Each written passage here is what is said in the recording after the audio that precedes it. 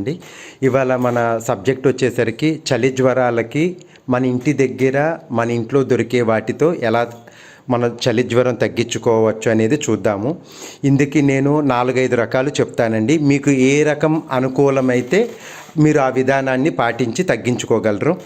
మొదటి విధానం 3 తొమలపాకులు 5 ఉత్తరేణి ఆకులు తీసుకుని కలిపి నమిలి మింగిన రోజుకి 3 సార్లు చలి జ్వరం 1-2 రోజుల్లో తగ్గిపోతుందండి.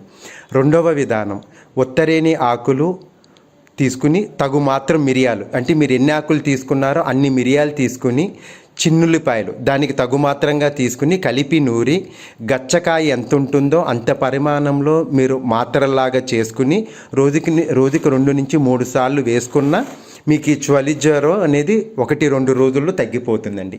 మూడవ విధానం పిప్పళ్ళు నూరి పాత బెల్లం కలిపి తీసుకుని నీళ్లు తాగినా మీకు అది కూడా 2-3 రోజుల్లో తగ్గిపోతుందండి. రోజుకి 1-2-3 సార్లు జ్వరాన్ని బట్టి మీరు తీసుకోవాలి.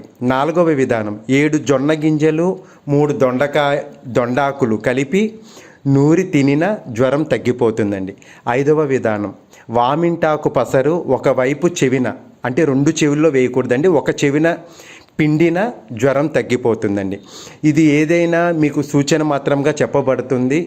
సో దయచేసి ఇవన్నీ పాటించి మీరు చలి జ్వరాలకి దూరంగా ఆరోగ్యవంతంగా జీవిస్తారని కోరుకుంటున్నాను.